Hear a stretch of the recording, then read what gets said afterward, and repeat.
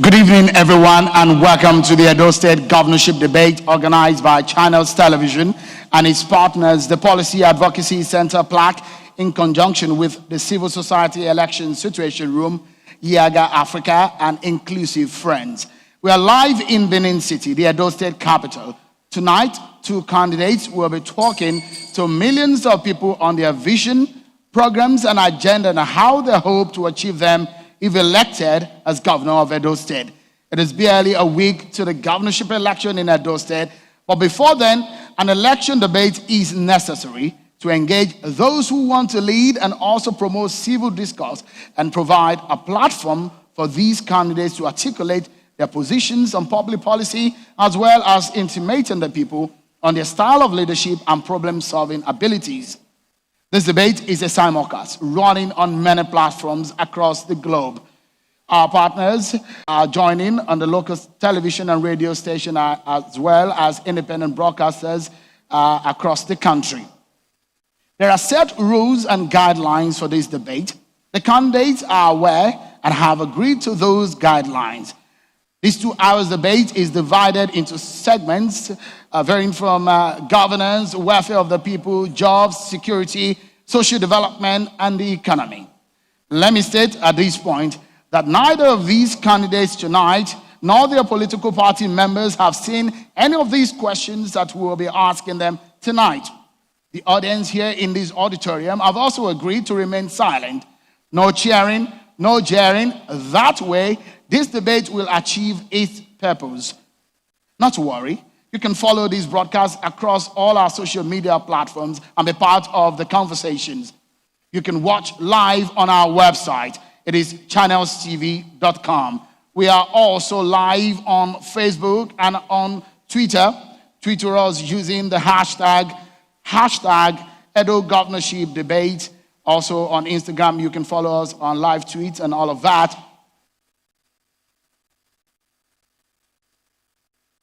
Let's now hear from our partners who have been supporting in this endeavor. I will now invite to the podium a member of the Civil Society Situation Room and an election observer, Esther Uzoma, for an opening remark. Thank you very much, Shehu. Good evening, ladies and gentlemen. It gives me great pleasure to welcome us all to this great debate. The Nigerian Civil Society Situation Room, in conjunction with Policy and Legal Advocacy Center, Yaga Africa, and Channels Television has provided this platform for the gladiators, the aspirants, the contestants to air their view, to tell Edo people once again what they intend to do for them, how they will make their lives better. This is part of our responsibility in deepening democracy, promoting good governance. And so tonight, I wish you all well. I wish the contestants well. Above all, I say long live the Federal Republic of Nigeria. Thank you very much. Indeed, Esther, thank you for those opening words, from their kind words. For these next 2 hours or so, we shall be engaging in issues at the heart of the matter of this election, the governorship election in Edo State, as the people are preparing for the September 19th governorship poll. I will now invite you to applaud as an exception to the rule that we have laid down tonight as I introduce the candidates in alphabetical order using their party acronym. First is the candidate of the All Progressives Congress APC, Pastor Osage Iyamu.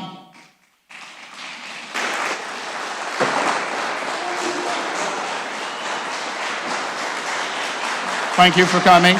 And the candidate of the People's Democratic Party and the governor of Edo State, Godwin Obaseki.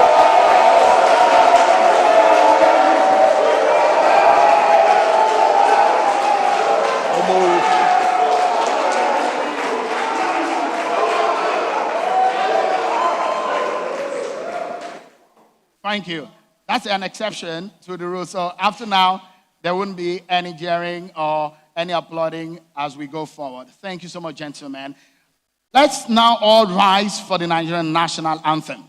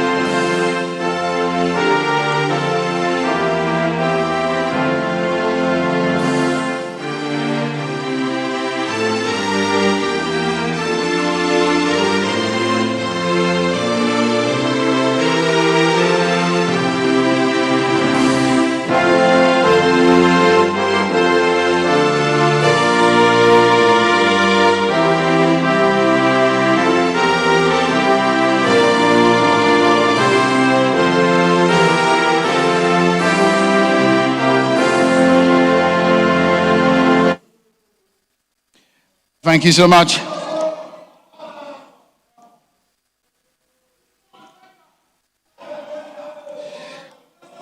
Let's now begin in earnest, and we will start with the opening statements of the candidates. For the opening statement, you have 3 minutes for your opening statement. Of course, I will start in alphabetical order of your party acronym, which the APC, Pastor Obaseki, is Iyamu, and we shall be asking you or allow you to be able to speak to Edo people and to Nigerians on why you think you are the right man for the job, and perhaps also tell us one thing that you feel is the most important issue for the Edo people into this election. 3 minutes, and tell us briefly about yourself too. Well, thank you, Sheung, for arranging these debates. Also, thanks to Channels and all your partners. I think it's something that is very good for democracy. Having said that, my name is Pastor Obaseki Iyamu. I'm a lawyer by profession. I'm a pastor, I'm a farmer, I'm also a politician. Now, why do I want to be governor? I've lived in this state. This state has been good to me, and I've had the opportunity to hold very key positions in the administration of this state.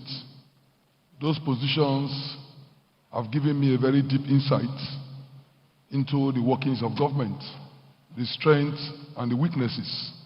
And I believe that if we have the right leadership, Edo State can be a lot better than it is now. And that is why, in thinking about running for office, I've articulated an agenda which I believe is a doable roadmap to bring Edo State on the path of prosperity and development. So, based on my experience, based on my agenda, I think that I will be a square peg in a square hole. And I look forward to the opportunity to be able to turn our state around and make it better. I believe that the past 4 years has not been too good. Edo State can be better. And by the time we come into office, by the grace of God, November 12, we would be able to hit the ground running because we have a clear-cut agenda and we know exactly what to do. Thank you. Thank you so much, Pastor Iyamu. The candidate of the PDP, Governor Godwin Obaseki, your 3 minutes starts now for your opening statement. Thank you very much, Sheung. I give thanks to God Almighty and to the people of Edo State that after 4 years, I'm back here to talk about what I have been able to accomplish for the people of Edo State and what I intend to do when given the opportunity to continue. The last 4 years have been one in which we have made remarkable and fundamental changes in the social, economic, and political life of our state. In the last 4 years, we have brought out possibilities. We have shown that it is possible to have a society where democracy truly thrives, a society where you can use the instrument of democracy to change lives, build infrastructure, reorder society, and give hope to the downtrodden.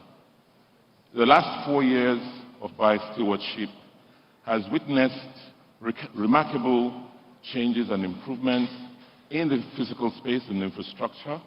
In the social space, we've reformed and revamped the educational system and the healthcare system. We have introduced a new mantra for governance, a new way of doing things, a new way of spending public resources and being accountable to the people of Edo State and not a clique. The last 4 years, God has given us the opportunity and His grace to withstand with fortitude, all the pressures that stood in the way of the changes God has helped us initiate in our state. And we're very proud because our records are there to speak for themselves. I did not nickname myself Wait and See.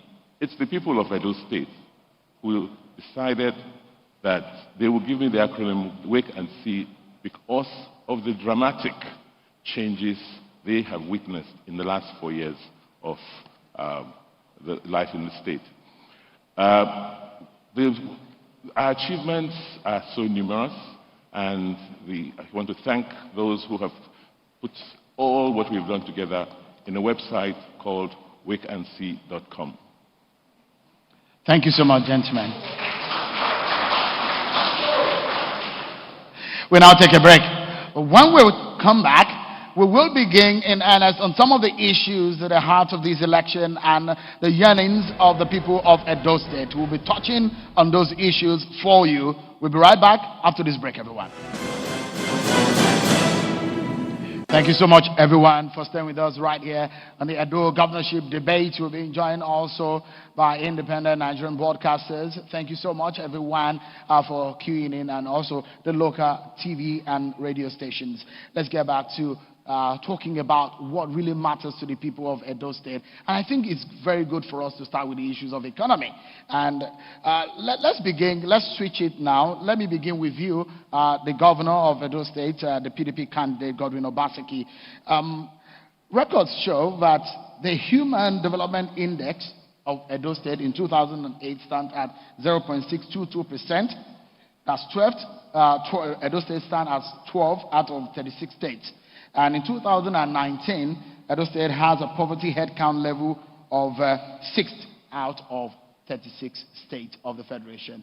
Is that cheery enough? And what are you going to do to reverse the trend, especially on the issue of unemployment rate, which now started in 2020, according to the MBS figure, at 19%? You have 2 minutes for this question. Thank you, Chairman. In terms of human capacity and employment, that is one area where we believe we have accomplished quite a lot. On the onset, I promised that I will generate a minimum of 200,000 jobs within a 4-year period. And just before COVID-19 pandemic hit, we had created direct and indirect jobs for Edo people as much as 157,000. And where did the jobs come from? They came from the way government decided to address the economy. That government's role is being an enabler, creating an enabling environment for people to come and invest so that the economy can thrive. We had to make sure that we created a sense of order where people will not be harassed when they come in. We created a sense of purpose for the civil service so that civil servants now realize that they are supposed to provide service and complement the efforts of the private sector, that government is not in the business of competing with private businesses. Rather, government is in the business of encouraging people to come in. We also decided to work with the federal authorities in areas of opening up the economy. For instance, when I came into office, only one flight came into Benin because the airport did not have the capacity to. Because we realized the importance of air traffic, working with the aviation authorities, we co-invested in the Benin airport, put with navigational aids and night landing facility. Today, you have not less than 8 flights that come into Edo State through Benin airport. These and other cooperations we've had with various agencies have helped us open the economy and made it possible for people to invest and create jobs. Thank you. The same question to you, Pastor Iyamu. Yeah. The figures are showing about the issues of poverty, headcount, and the issue of Human Development Index, and the MBS figure on the issue of unemployment in Edo State. Well, it is sad when government that should be accurate with figures begin to falsify figures. If it is true that we have been able to have the number of jobs that the Edo State governor claims, our IGR will not be where it is. There will be a significant leap. But I'll tell you, and they know it, it has stagnated. What they call jobs are people who are trained. And I'm sure he's not going to mistake the appointments he's doing now as jobs, because I know that in the past 1 month, he has appointed over 2,000 people as SSAs on social media and the rest of them. Those are not jobs. So when you say you created jobs, in what area? We know, for example, that there is a glaring vacancy in the teaching profession. Every school we went, they practically had no teachers. Nobody was employed. So for a governor who talks about creating jobs, a sector as vital as education. You have left it the way it is. Most of those schools don't have teachers. The same thing with the hospitals. In the hospitals, there are no doctors. I went to Uromi and they lamented to me that they have only one doctor. In the agricultural sector, it's in shambles. Security is in shambles. So when you are talking about jobs, where are these jobs? Who did you give them to? So I think it is sad when government that should be accurate with figures begin to feed our agencies with bogus statistics that tend to give an impression that we are doing well when we are not doing well. There's glaring unemployment in our state. Out of 10 graduates, at least 8 of them are unemployed. And what I would expect is for us to discuss how we can change this narrative. But to continue to pretend and give fake statistics does not help the matter. The reality is that no job has been created. How can you create jobs and vital sectors are neglected? You can't be talking about creating jobs in the educational sector, you've not employed anybody. In the health sector, you've not employed anybody. Where have you employed people? So when you talk about direct and indirect, that's a vague statement. I guess your time is up, Pastor Iyamu, but I'll give you 1 minute to rebut from me.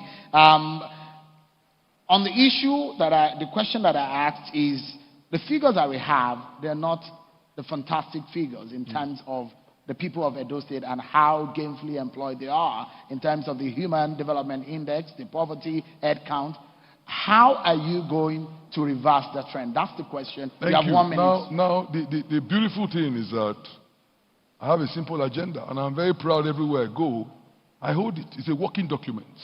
Now, the beginning of this document toward the end is all about jobs. Security, for example.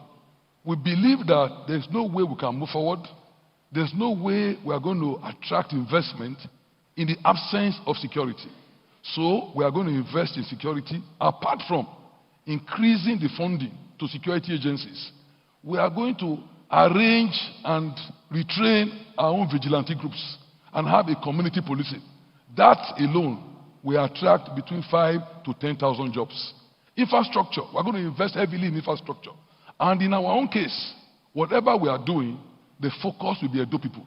We are going to engage Edo people in jobs. We are going to make sure the money circulates in our state, not bringing outsiders to come and do jobs here, and they go away with them. Some of the few jobs that this government has done, those who did them, and even their workers, came from outside. So that was capital flight. All right. When you do those things, you will find out that... The time is up. Thank you. Let me go back to... I'd like to also, the same question, and I'll give you 1 minute, because it's still on the same question as regarding engaging the people of Edo State. So you have a minute to... you said you were going to provide 200,000 jobs the last time. You said you've been able to provide over 150,000. That's what you said. So how much more would you do if the people of Edo State elect you? 1 minute to that. First, the data I have given is verifiable. Business Day did a survey, and they break down where the jobs came from and who we give the jobs to. The NBS statistics is clear. When we came in, it was 25%, and we've been able to reduce it to about 19%. So that tells you how much jobs have been created. Yes, we still have major challenges when it comes to job creation, but we have to open up the economy. It's not government that can create the jobs. It's the private sector. And the mistake that previous administrations have made, including the one in which my brother served, is that they do not realize that government's role is to leverage. Government's role is to attract more resources. Government can never have all the resources it needs to do the things it needs to do for our people. So it's to organize government in such a way that it's open and attractive and brings more resources in to create the jobs that we need. All right, so you don't have a target of how many jobs you're going to create? Do you have that? No, we haven't given specific targets this time around, but we want to create jobs to a certain percentage of the population that are currently unemployed. All right, just hope to clear that. Still on the issue of the economy, there will be an opportunity for a rebuttal at the bottom of this segment. The coronavirus has dealt a big blow on economies across the world. Nigeria is not insulated from that. States in Nigeria are also feeling the heat. Federal allocation is dwindling every day. Revenue is a major problem. Issues of productivity is coming up. And governments are thinking or rethinking the ways of taxation. Let me ask you, and I begin with Pastor Iyamu. You have 2 minutes to answer this. It's about taxation. On the issue of revenue generation, What's your thinking about or your belief about issue of taxation of the people of Edo State presently? And how much do you think, how much tax could be considered overtaxation?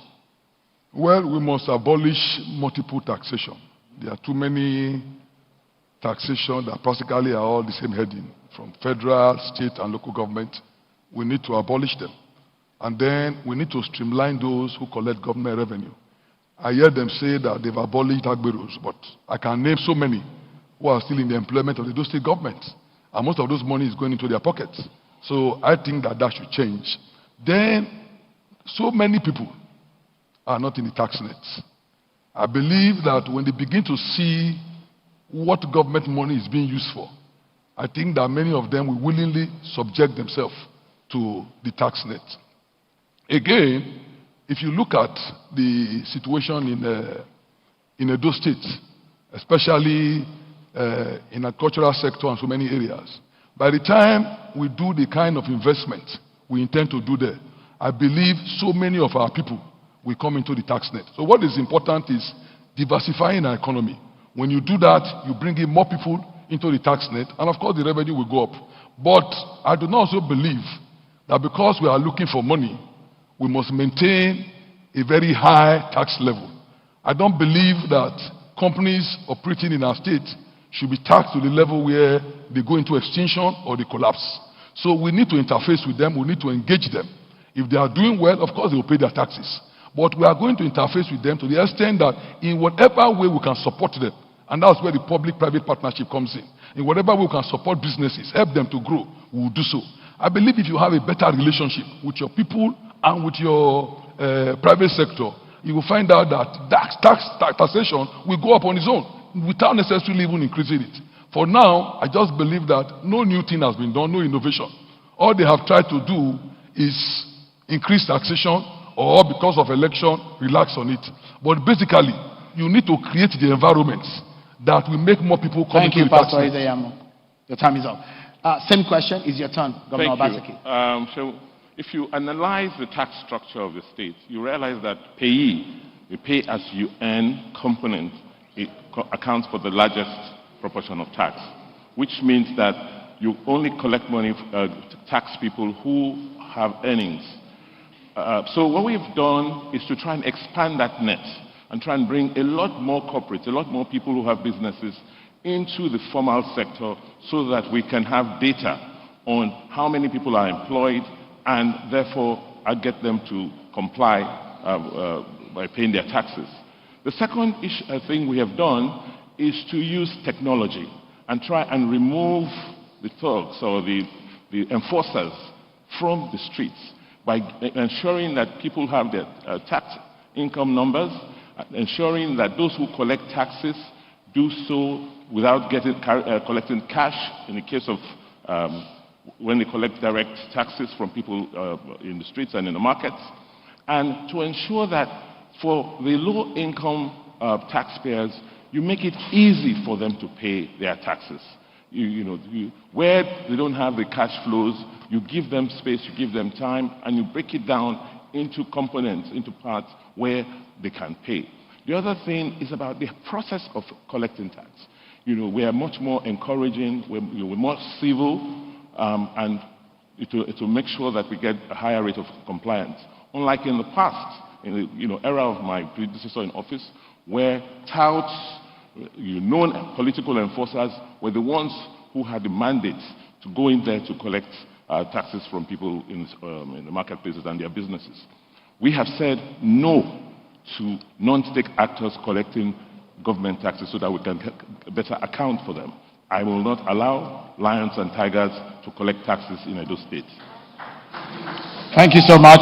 Thank you so much. Let's get perhaps on some of the final lap on the issue of economy. And I will begin again with Pastor Iyamu. And I think this goes for Governor Obaseki. Let me begin with you on this one. Tell us about the issue of the investment in refinery in Edo State. How much did Edo State invest in that refinery? What is the mathematics for that investment? What is the yield thinking and the return on investment for Edo State? Okay, thank you. The thinking is that Edo State currently is an oil-producing state. We produce quite a bit of oil in the oil-producing communities. And there's a federal government policy encouraging indigenous investment in modular refineries so that people, those living in those communities, don't bust pipelines and steal crude petroleum. So the thinking is get the investment in those communities, use the crude oil that is available, create jobs, and create industries around those communities. So we got the Edo State agency, Obaseki, that is responsible for oil and gas, to invest some of the allocations in a modular refinery with a partner in two phases. There's a phase one, which the total capacity of the modular refinery will be 5,000 barrels a day. They've just done their first initial investment for phase one for 1,000 barrels a day. The total investment for phase one is about $10 million. And Obaseki is investing about 10%, about 10%, about 20%, about 700 million naira, less than $2 million in the first phase, which will cost $10 million. The next phase is going to be about $40 million. But the good thing is that the refinery is 90% ready, and in the next few months we will commission, and people will see petroleum products being produced in the oil producing communities. Thank you. The same question, Pastor Iyamu.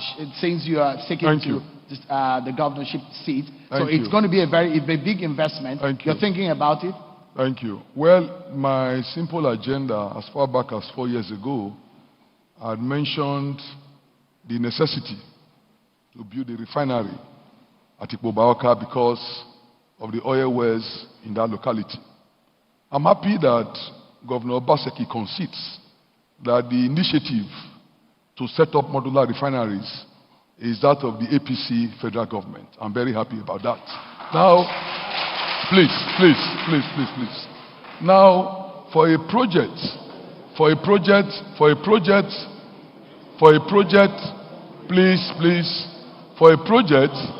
that the state government lays claim to, your question was very relevant. What is at stake in that place? I know that the initial capital is $10 million.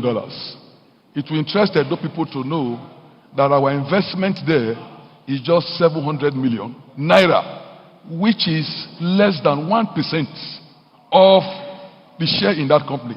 That to me does not show seriousness. And for a governor who tells us that he's a financial expert, it either means that he does not believe that that project is worth it, or for some reason he has not shown interest. So I'm surprised that a project that the state government ought to have capitalized on and put some serious investment, because what is giving or what they gave as capital in that project is exactly what is collecting as security on a monthly basis. And that investment is for the 3 oil producing local governments of Obaoka, Oriomo, and Ovia Northeast, not for Edo State. Edo State did not invest a kobo in that project. And I'm surprised when I see the governor trying to claim credit for a project that is not his own, and for a project he has not leveraged on to ensure that Edo people will benefit from it. The oil sector has been deregulated. One would have thought that this is an area where you need to put some money, but unfortunately it was not done. So again, it's another good example of a good project, but the governor has missed the opportunity to get the state involved. All right. Still stay on the issue of economy. I'll come to Governor Obaseki. In 2016, the local debt was 46 billion naira, but in 2020 it has gone up to 82 billion naira. Is this sustainable? What are you looking into ensuring that the state does not go into unmanageable debts? Well, let me make the point very clear that in terms of debt, we have not taken that proportion of debt as a government since 2016. What happened? What happened is that my predecessor in office borrowed recklessly, and the federal government had to restructure all the debts that were taken before I came into office. These, included a whole series of bank borrowings, the borrowings to pay for salaries, unpaid salaries. So the federal government restructured outstanding obligations to Edo State to the tune of almost 30 billion naira. That was what was responsible for adding to the debt stock, not the borrowings from this administration. And what people don't even know, there were unpaid debts to contractors to the extent of another 60 to 70 billion naira. So with a debt burden of more than 120 billion naira, we've been able to service and still ensure that we undertake economic projects. We fund infrastructure. But is it sustainable? For coming from a finance background, it's not the quantum of debt, it's what you use the debt to procure. So as long as you're able to invest, please, as long as you are able to invest, your borrowings productively and ensure growth in the economy, then you have enough income to pay back those debts on a sustainable basis. Thank you. The same question, the debt profile of the state, and should you be elected, what will you do about it? It's very worrisome, especially when there's nothing to show for it. And for me, it's scandalous to attribute the huge debt to a predecessor that you were the chief economic advisor. Sometimes you seem to forget. The role you played in the past government. But let me even give you just an example. In the agricultural sector, the loan that the governor has collected is staggering. The failed Sobe maize project, 2 billion went down the drain. The Agenebode rice project, 5 billion went down the drain. And then the oil palm project, you have collected 69 billion from the central bank, and the money has been shared to cronies. No Edo person has benefited from that money. And I can tell you that has gone down the drain. So just from agriculture alone, I've named 3 areas where over 75 billion has been collected. Not to talk about money you are collecting from the World Bank and the rest of them. You came in at a time when you had so much windfall. Paris Club, bailout funds, 75 million C4 World Bank loan. All these monies came in. What did you do with them? Where are the projects? Where are the roads? Where are the hospitals? All the promises that you made remain unfulfilled. You promised mini stadium in the 18 local governments. They are not there. You promised health centers in 1 of the 2 wards. They are not there. So what have you done? The so-called agricultural project, go and look at Sobe in the maize farm in Sobe. It has collapsed. Go and look at the rice project in Agenebode. It collapsed. So you have wasted our money on projects that were not well thought out. Even the industrial park in Obayanto, what has happened to it? A project that you promised that in 6 months, everything will be ready. Nothing is happening there anymore. Because even the land alone, you did not even do due process. You did not even check first the ownership before you embarked on it. So many of these projects you have embarked on, they are a waste. And now I'm worried. Your time is up.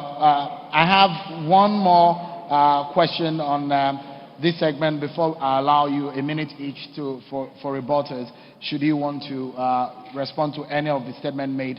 Let me ask and begin with the governor of Edo State. It's obvious that governments are tightening their belts and because of the situation of the economy.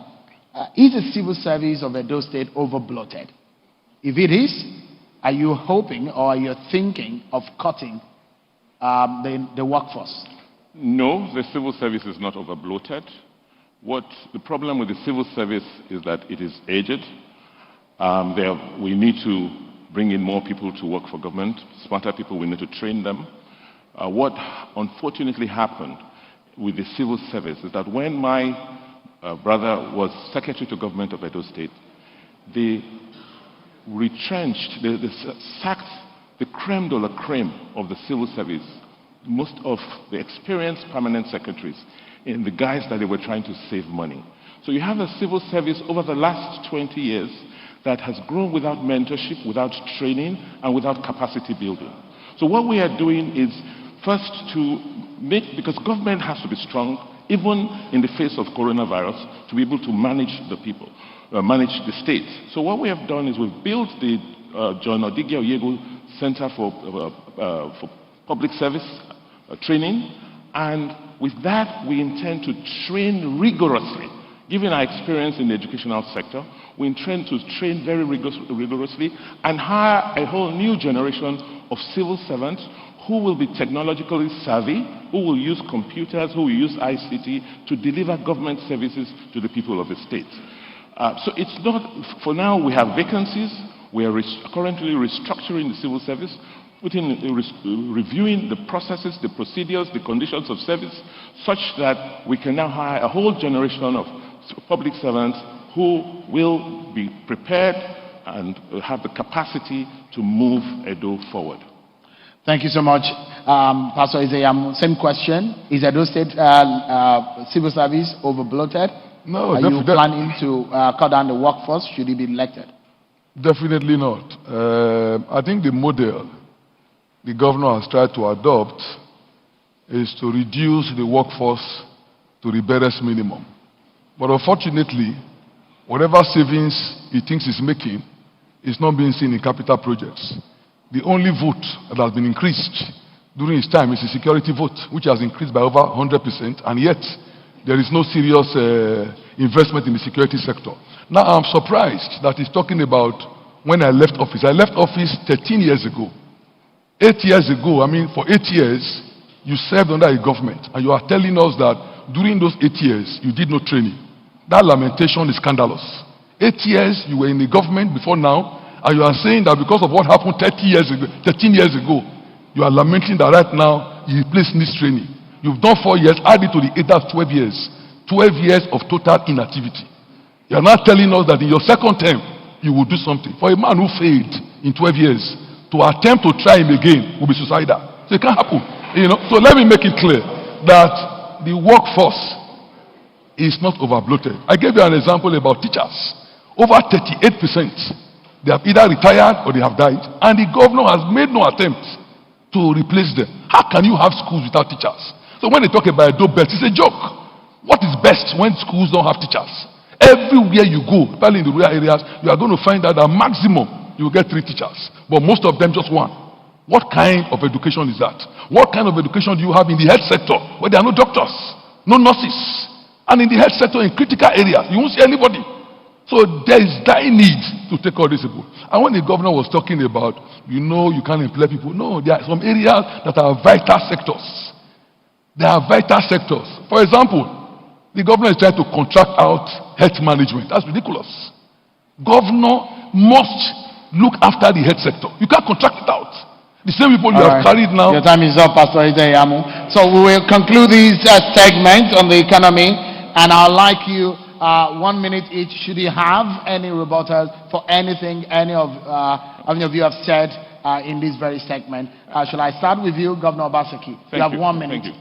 I believe the challenge my opponent or my brother has is that it's a thinking about government. That thinking is changing globally, and it has to change locally. Edo State at best earns about 100 billion naira per annum. With 5 million people, it means that budget-wise, you can only spend a maximum of about 20,000 per citizen. What is 20,000 per annum per citizen? So the thinking has to change such that 100 billion you earn, you should be able to attract multiples of that into your economy so that there's more wealth and there's more availability for your citizens. That is where the fundamental problem is. Another problem they have is that you just can't come to a debate and mouth things and talk about issues, mostly forgetting that we are in a technology world. Everything you say can be Googled and the facts found. So I just want to advise that, when you talk in general terms, understand that these people can just Google and find out the facts. All right, your time is up, Governor Obaseki.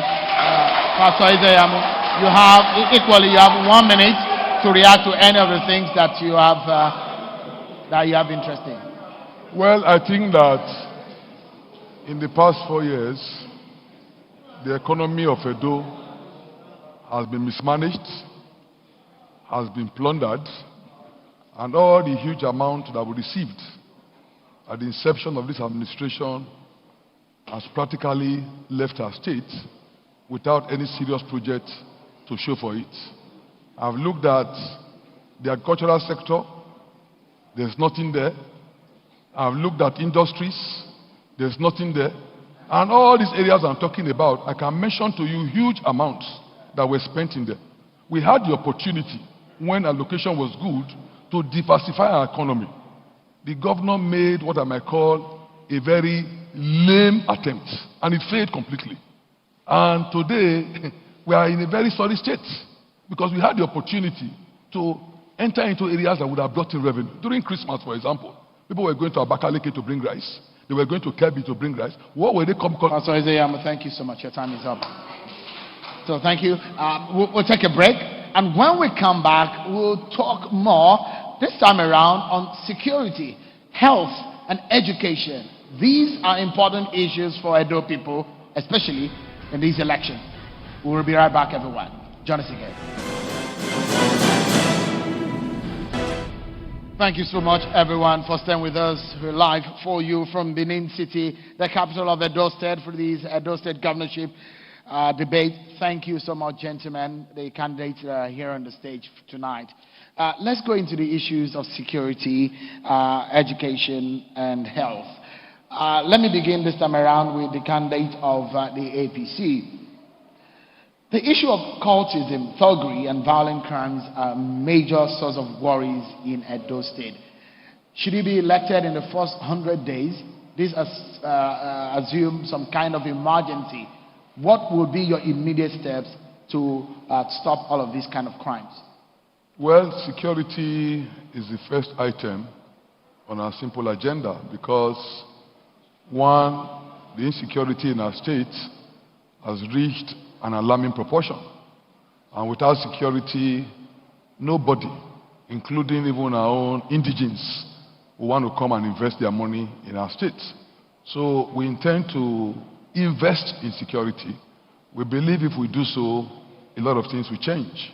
I mentioned just now, for example, that the only thing I know that the governor has increased the vote significantly is security vote.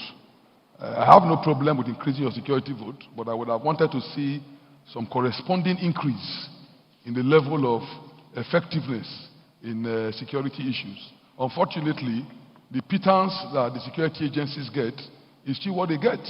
In the past 4 years, I've not seen any investment in the security sector.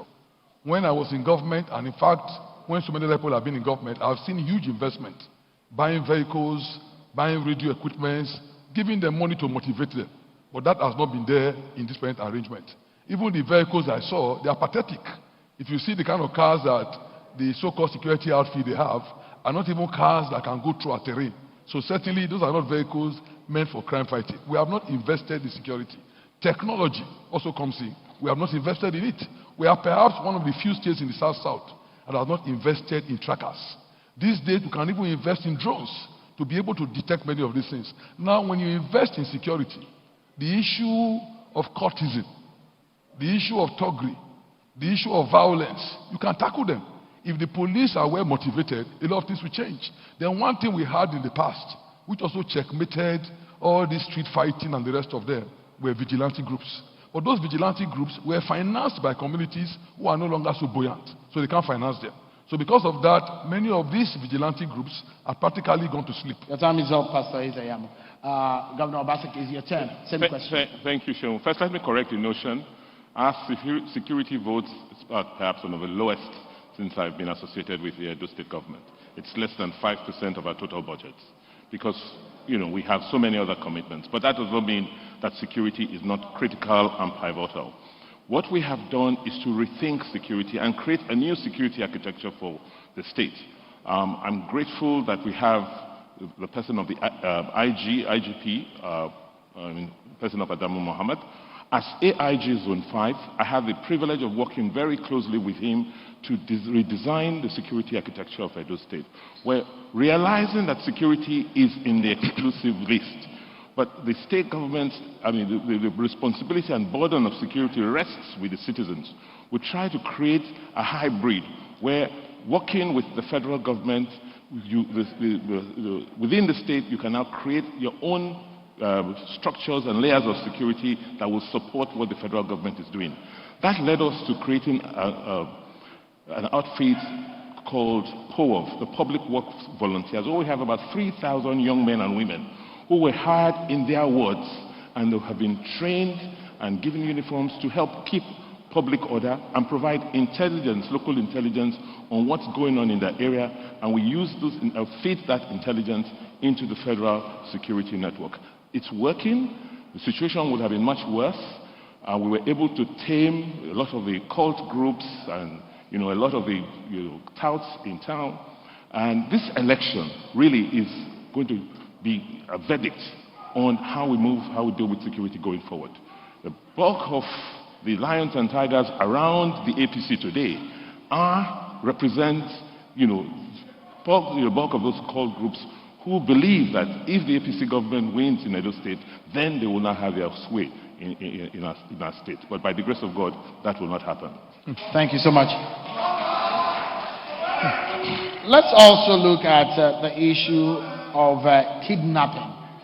That is also worrisome within, not only in Edo State, within the region, the South-South region. Specifically, what would you do? Because that's another thing. Wealthy citizens of the state and the non-wealthy citizens of the state are being victims of kidnapping. What in specifics would you do? Within the first 100 days, should you be elected as governor? Thank you. Kidnapping is quite high in the states. The governor will tell you that not too long ago, even a commissioner of his was kidnapped. And there's on and on and on and on. But the truth about it is that we are not showing enough concern. I'll give you an example.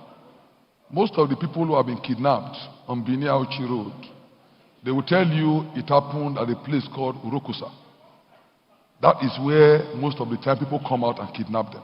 If I were a governor, I will mobilize the Nigerian army to flush out the forest. Go inside the forest and apprehend those who are there. Because even the people who are kidnapped, when you listen to them, they will tell you we trekked for around 30 minutes into the forest and they kept us there for 3-4 days. Which means where they are is not even too far from the road. In spite of this kind of security information, I've never heard where the governor mobilized the military or even the police to go into the forest and clear the place out. Number two, if you invest in a tracker is a technology that the moment they call asking for ransom, you are able to locate their destination. Why has Edo State not invested in it? Yes, you say your security vote is the lowest, but how much is it? And compared to what it was by your predecessor, you will agree with me that the increase is close to 100%. And yet, you can't afford the tracker that would enable the police or security agencies pinpoint exactly where kidnappers are. The vehicles are not there. So the reality is that I will invest in technology, I will invest in the police, and the vigilante we intend to set up, the community policing. There is no way kidnappers can operate in that territory because every month they are being paid by the state government. When I hear some of the things the governor wants to do, maybe he forgets that he has been governor for 4 years and he's talking as if he's trying to be governor. So he's talking about, I will do this, I will do that. But in the past 4 years, were you sleeping? Is that why you say we should sleep and wake before we can see your projects? So the reality is that nothing much has happened. Pastor Iyamu. Governor Obaseki, it's your turn. It's your turn now. For us, the last 4 years, we've had the challenge of kidnapping. And as I said in my opening remarks on security, the burden of security is on exclusive list. So the state has limited capacity as a state today to respond to such violent crimes. So what we have done is to collaborate with the federal authorities, the DSS and the Nigerian Police Force. We have in government we have a software where we collate information, all information related to crimes in Edo State, and on a monthly basis undertake a thorough analysis with the various agencies trying to understand the trends, the locations, and what to do. And in most cases, once the Security Council agrees or makes decisions, the state government swings into action by putting the resources. You will agree that particularly when kidnapping was very rife between Auchi and Okene Road,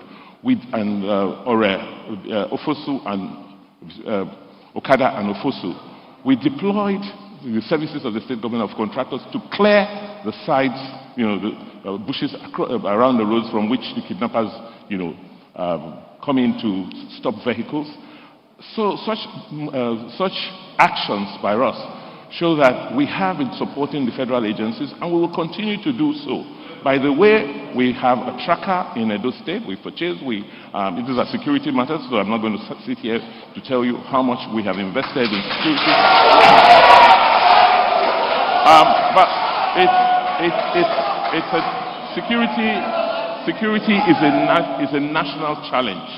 And as a governor, whether an APC or PDP or a governor from any other party, I think that once you're sworn to the Constitution, we must all come together, work with the central authorities to provide security for our citizens. All right, there is a very trendy action by government. It does look like state governments are taking action into their hands in terms of securing their state, and regions across the country are also taking up these. We've seen a Amotekun initiative in the Southwest region. Pastor Iyamu, you have 2 minutes to tell us, would you be setting up a state-owned security apparatus, and what are your views on issue of state policing? Well, I think it's something that we must do, but in collaboration with the federal government. We'll consult with them, we'll seek their approval. Because if you look at the personnel deployed to our states by the Nigerian Police Command, you will know that it's grossly inadequate to cover our borders and cover every part of our states. So we must complement them by community policing. I know people have fears about such police being misused. Well, that is why I said we might need to dialogue with the federal government. But we need a complementary force. It was there before. The vigilante you are looking at is more or less something like that, but not organized. But this one will be organized, they will be trained, and we'll monitor them, and we'll pay them. It does not make sense, our youths working at night to safeguard our state, and we just leave them like that. So for the first time, we are going to work out stipends that we will give to them on a monthly basis. I believe that the state police concept is not bad, but there are gray areas that we must tackle with the federal government. And by the time that one is done and approval is given, yes, Edo State will do it. But for the time being, we are going to invest in community policing. We are going to streamline the activities. We are going to organize them so that every part of our state will be safe for our people. Thank you so much. Same question. Your turn, Governor Obaseki. Thank you.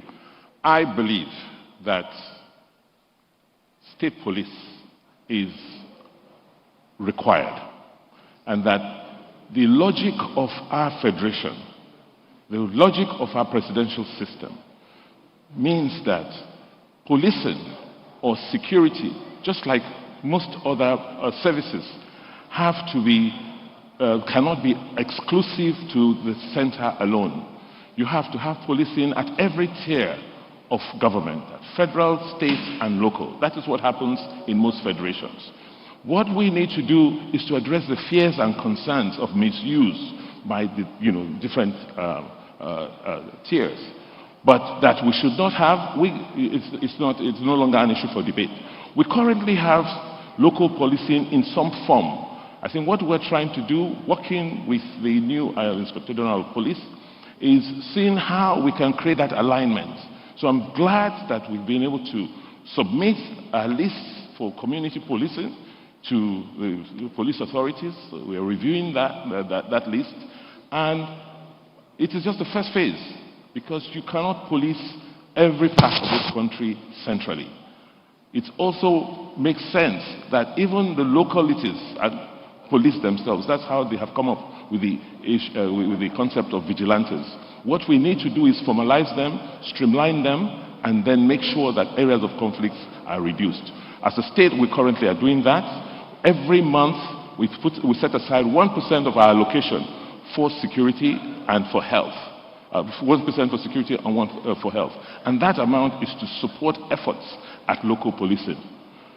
We have the POWOF, as I said, and we also have what we call Wabaizigan. We've invested in the Wabaizigan scheme, where we've pulled together the various federal agencies into one scheme for effective policing of our communities.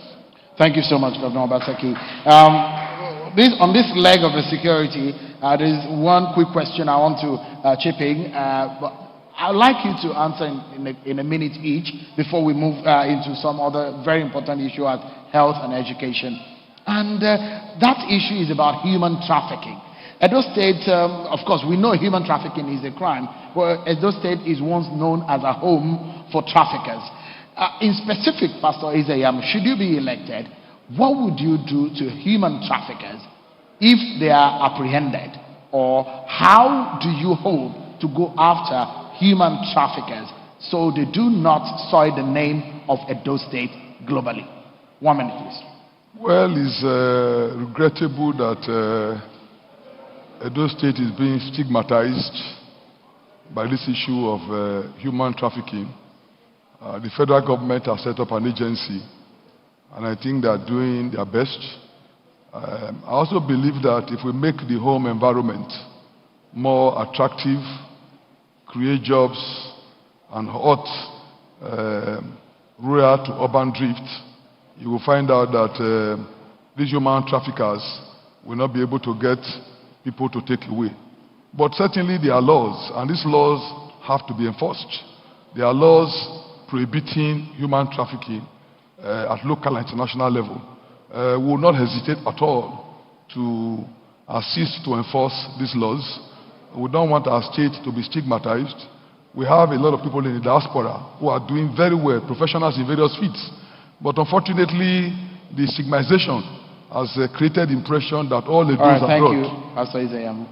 Is your turn, Governor Obaseki? Human trafficking is one area we are very proud of what we have done. Today, the International Office on Migration, the EU, have given us applause on what we have done as a state through our Edo Task Force on Human Trafficking to reduce the incidence of human trafficking. It's sad, it's really unfortunate that it shouldn't have gotten to this.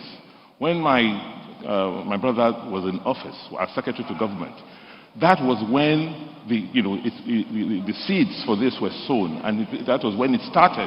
And if they had taken the sort of actions we're taking today, it may not have gotten to the state it got to.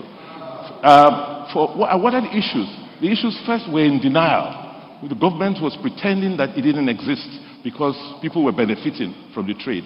And what we've done with the agency is we've come down very hard. We're working with international agencies, particularly the Italian government, and we've been able to get quite a few convictions, and we're going to continue to work and collaborate in that regard.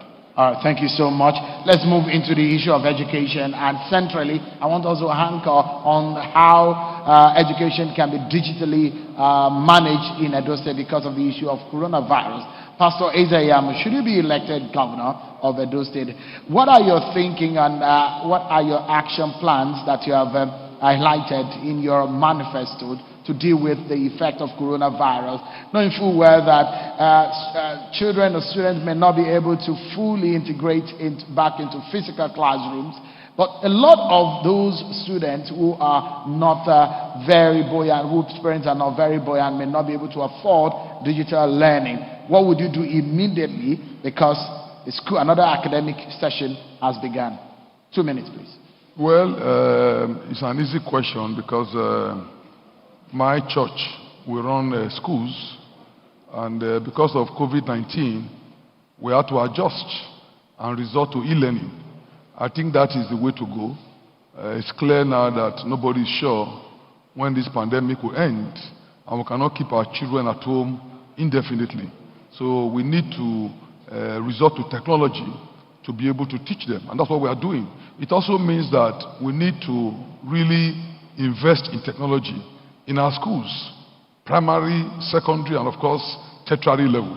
We also need to train our teachers. I agree that Edo State government appears to be trying to train teachers, but unfortunately, the only thing I find funny about it is the cost per training. Edo State is training one teacher with 1.5 million. And if you look at the statistics of the governor said they have trained 11,000 teachers.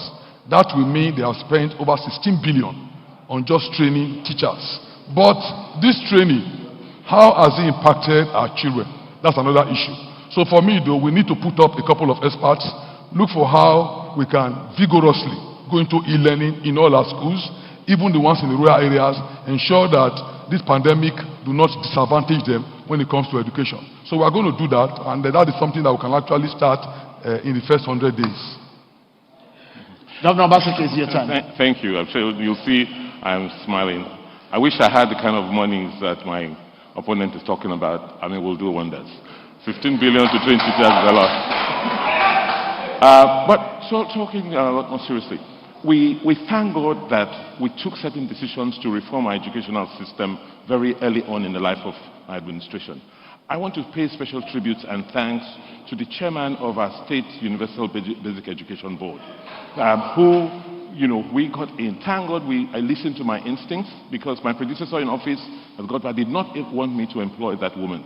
She came in, and we have transformed our basic education system to the applaud of the whole world. I mean, Google Edo Best, and you'll be amazed at what the responses you will get. What have we done? The concept of Edo Best, the logic of Edo Best, is using technology to teach the children, to give the teachers a technology aid, a tablet where their lesson notes are loaded, where enough data is put in, and they are trained on how to teach children. That platform has been so useful that we didn't know that coronavirus will come. But with coronavirus, we've been able to just use that platform effortlessly to extend digital learning to children at home. So the teachers, sometimes parents, now all have access to digital information, to lessons. And I want to also thank communication companies, those telecom companies, who've given us complimentary airtime, so that these children and their parents can connect to the platforms and learn while they're at home. We intend to, continue. We've just been so fortunate. The World Bank Board has just approved $75 million over the next 4 years for us to extend this platform across the state. We have 270,000 children on that platform today, and we expect it will get to about 500,000 in the next few years. Thank you. On the last leg of this segment is the issue of health. And let me begin with you, Pastor Iyamu. Like in Nigeria as a whole, healthcare specialists in Edo State are also in short supply. How would you manage the deficit? The deficit of health workers and health specialists? No, there are some things you can't cut corners with. You can't cut corners with medical personnel. You can't cut corners with doctors or nurses. You need them. They are essential to run hospitals. Today, if you do an audit of the entire doctors in Edo State Health Management Board, there are less than 200. And if you look at it in terms of average, it's shocking. So definitely, we need to employ health personnel. I'm also shocked that the State School of Nursing and Midwifery has been closed for the past 2-3 years. The danger it portends for our state is that in few years to come, nurses, in looking for nurses, we would have to go outside our state to source for nurses because we're no longer producing them. And this was an institution that was very viable. People were coming from all over the place to put their children in these places because the moment they come out, employment is easy. So health personnel is essential. But unfortunately, the governor does not appear to have paid so much attention. In fact, I was shocked when I found out that apart from during when the governor was campaigning for office, the governor has never visited the central hospital. I'm not talking about the extension that was built, but I'm telling you the one that the poor attends because he has created a segregation. Those who are rich are able to pay card for the new hospital that was not built by him. Those who are poor, 500 naira, they go to the old one. And that old one, 4 years, the governor has never stepped into that place. That to me is the height of insensitivity. Number two, I was shocked during COVID when the governor went to Stella Obasanjo Hospital, an hospital that we built and equipped when I was SSG, and confessed that he never knew that such an hospital was in Edo. And I told myself, is this the same person that was chairman of an economic team? On what basis was he advising the governor? An hospital that was just down the road. Pastor Iyamu, your time is up. Governor Obaseki, it's your turn now. Thank you, Shehu. I think for us as a government, we are rethinking healthcare. Yes, there's been a lot of brain drain from the medical sector in Nigeria. But Edo is blessed. Edo has an advantage. Don't forget that Edo has had University of Benin Teaching Hospital, a center of excellence for the past 40 years. And that institution has produced a whole array and range of medical personnel, and most of them still live around the state. So you still have a critical pool of medical personnel. What we need to do is to rethink healthcare and not think about healthcare as hospitals. We must think about healthcare as a system and what government's role should be in that system: to build infrastructure, to regulate the practice, and provide training and capacity. So for us as government, what we are doing is first emphasizing what we should do as government, which is basic healthcare. And then the secondary healthcare, we can now collaborate with the private sector. In the last 4 years under my stewardship, we've had no less than 3 world-class private hospitals that have come into Edo. What is important is care, how we deliver healthcare to our people, and underlining that is who pays. And what we have done is to address the core issue of payment by introducing the Edo State Health Insurance Scheme. Once people can put something aside for their health care, then it becomes easy to pay for care and to get investments into the healthcare system. I'm not too worried about the brain drain, because with technology today, with telemedicine, as long as we have power, we have bandwidth, we have the diagnostic equipment here, doctors from anywhere in the world can consult with patients in Benin City. Thank you so much, gentlemen. Well, we'll take another breather, but when we come back, the next segment is about clarification about issues that have been raised in this governorship campaign.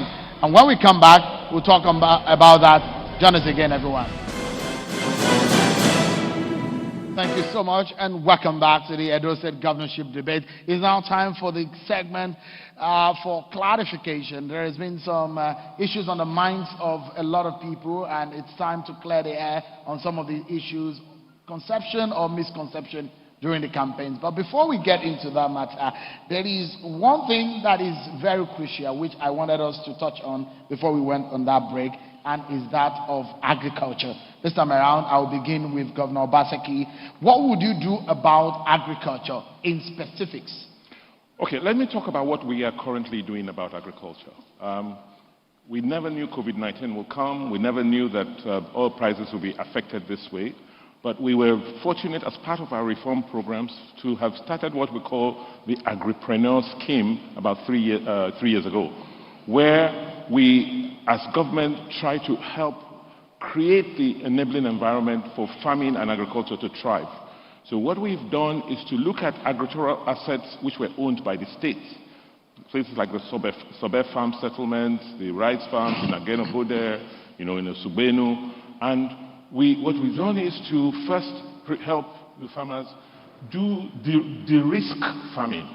By that I mean first helping them remove some of the risks, such as land preparation, getting the right services, fertilizer, seeds, and the management. But getting people who were never in the business of agriculture to be interested. So today we have approximately 5,000 such people across the state. We have farms in Sobe, we have farms in, like I said, across the state. And yes, maybe the first 2 seasons, you have to go through a learning period. But as at this year, the sort of yield we're getting from these farms, from maize, for rice, have been quite impressive. The other action we've taken after COVID is to have a database of farmers in various communities, and we have our extension workers approach them directly, support them with fertilizers, support them with improved seedlings, but more importantly, support them with offtake, so as to encourage them to produce more. So I go to you and I say, look, what do you need? You need to prepare more land. We'll help you prepare the land, give you the seedlings, and when you cultivate, we give you a guarantee that we will buy back from you. That is now encouraging a lot of our farmers in our rural communities to expand their hectareages under cultivation. Pastor Iyamu, it's your turn now. Well, farming is one area that I'm very passionate about. And I actually have a farm. But like I said in my opening statement, the agricultural investments of this present government have been a disaster. For example, the Sobe is talking about, they partnered with Saro Farms and spent close to 2 billion. If the governor will be factual with us, and if I were to ask him if that money has been recovered, the answer is no. That money has gone down the drain. The same way the partnership they had with Mistra in respect of the rice in Agenebode, the project collapsed and that money is gone. And my fear is that the 69 billion that they also took for oil palm, if we are not careful, it will go the same way. So the reality is that as of today, what do you know Edo for? There are some states you will say, oh, rice. Some states you will say cocoa. What do you know Edo for? Nothing. So when we say that we've invested so much in agriculture, in theory perhaps, in terms of paperwork perhaps, but the reality on ground is that nothing is there. When I went to Sobe to campaign, deliberately, I went to look at the place. And it was, nothing to write home about. But we are going to invest in small-scale farmers and commercial farming. We believe that farming is the way to go. And with the right investment, the right assistance, our farmers can turn our state to a food bet. And that is what we intend to do. Every part of our state is strong in one form of crop or the other. And we're going to leverage on it. Anegbete, Ilushi, Ekpoma area, those are strong areas for rice. Unfortunately, we are buying rice from Kepi. We are buying rice from Abakaleke. These are rice that we can produce here. So I think that if we invest in all these things, a lot of things will change. Now, when I was going on campaign, I met a lot of farmers.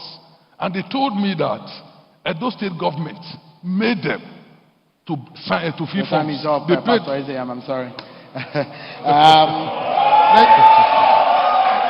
So,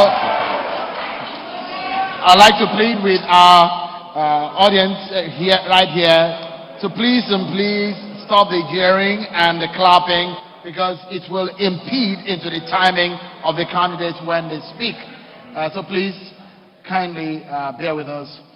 Let's now go into issues of clarification, because I know in the campaigns there's been a lot of issues that have been thrown up, either from your campaign or from his campaign, and I think it's a good opportunity to clear the air. So let me begin with, where should I begin now? I started with you, Governor Obaseki. Let me begin with you on this one. It is interesting that exactly 4 years ago, in this same hall, right at the same spot you're standing, you were put in opposite sides. It seems you have traded places now. How do you explain this movement to the people of Edo State in the light of trust, especially from the point of view of voters who are looking to entrust their votes into your hands? Governor Obaseki. Thank you. Yes, you're right. But I think the whole country understands what has happened. I was in a party, and the party, for reasons best known to the leadership, decided to disqualify me as a candidate for the party. I went back to my supporters, I sought their opinion, and they gave me the go-ahead to go to another platform and encouraged me, and with their support, that if I obtained a ticket from another platform, and specifically the People's Democratic Party, I went in there, and I'm very, very grateful to the leadership of the People's Democratic Party, who gave me that umbrella in my political storm. And that's made me survive and be here today as a candidate for the PDP. Pastor Iyamu, same question. You have 2 minutes, please. Could you please, audience members, please, could you stop jeering or clapping? Your time, please. Question, please. The question, the same question you traded, please. Well, thank you. I'm sure you are aware that I'm a foundation member of the APC. We are one of those who formed the APC. I left in 2014 because of problems that arose over our Congress. Not because of any ideological issue, but we had problems with our Congress, and many of my friends and supporters fled to charge, and we had to go. But thank God, I'm back. And what is very good about what I'm doing is that I remain consistent with the agenda that I have. The same agenda that I had 4 years ago, the simple agenda, the same agenda that I still have. I don't want to comment on the governor's movement because he has a lot of association just like I have. But definitely, I'm not going to any place new. I'm going to a place that I built, so it's a homecoming, and I am very thankful to God that I have a better platform to serve my people. Thank you. This time around, Governor Obaseki, there have been a lot of controversies surrounding your university education. This is an opportunity to clear the air about how you were admitted and graduated from the University of Ibadan. Thank you very, very much. It is very ironic that somebody who has no certificates, who has no evidence of having gone to school properly, can stand out and comment on certificates or admissions issued by the premier university in Nigeria. That is a rather sad situation, a sad testimony we have found ourselves in as a country. In 1976, when I gained admission into the University of Ibadan, there was no JAMB. So you could either go into university either through prelim or through direct entry by taking your advanced level examinations. I took both, after I finished my O levels, I did my advanced levels. And it was based on my scores from my advanced levels at the University of Ibadan in 1976. Awarded me a space to study in the Faculty of Arts. I don't know what has happened, but for the University of Ibadan, the standards were and are still very, very high. And they have come out to say that I graduated from that university. How else do you want to air clear? I don't, it's very, very sad. It's a very, very sad testimony that in a country like Nigeria, you find some people who do not have the qualifications, have the effrontery to challenge the qualifications of those who went to proper schools. I think it's sad, and I hope this has cleared the air. Thank you so much. Dr. Iyamu, there have been controversies surrounding your time at the University of Benin vis-a-vis cultism and alleged assault on a fellow student. It's an opportunity to clear the air on that matter. No, I graduated from University of Benin. I was very active in the Students' Union, and my records are clear. People have alleged that, when you were in the school, you did that. But I think they should go to university authorities and find out exactly what was the offense. If you do something criminal, the university cannot even handle it. It becomes a criminal matter. And I'm proud to say that throughout my stay, I had no criminal matter. So those were just things being said, like when they said that, pastor is not a lawyer, pastor is not a pastor. But thank God today, a lot of those things have been cleared.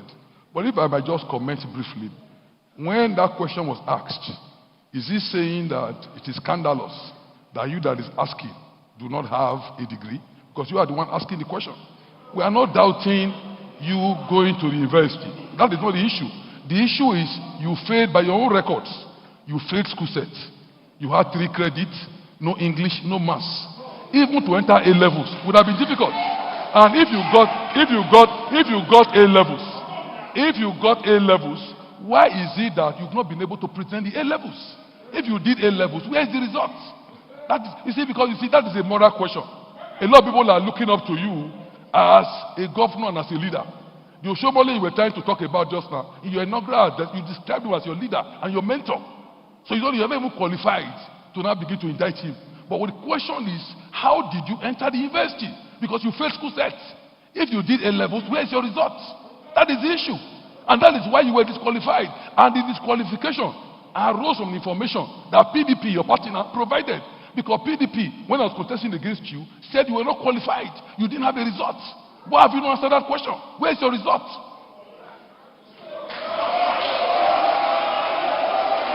All right. Thank you so much.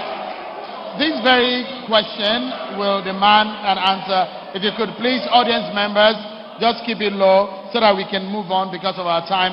This question, I'd like you to answer in 1 minute.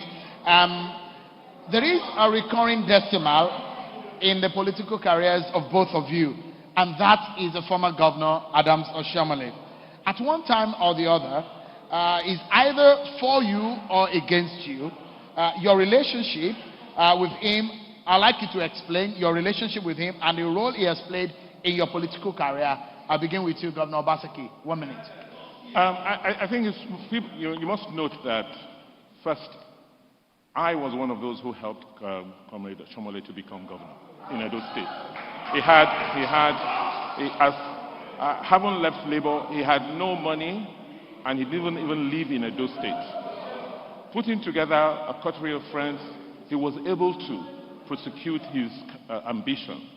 And we supported him. I put together the plan for the administration, and for 8 years, I worked pro bono to make sure he succeeded. Having succeeded, and worked very closely with him, it was clear that I could continue with the plan I had given to him. And that was why he was encouraged to support my coming in as governor. Having become governor, he had his own personal agenda and thought that I'll be so subservient and he didn't realize I'll be as independent as I've become. That may have angered him to now feel that he's a godfather that can stop me. All right, thank you. Governor Obaseki, your turn now, Pastor Iyamu. Please, audience members, help us.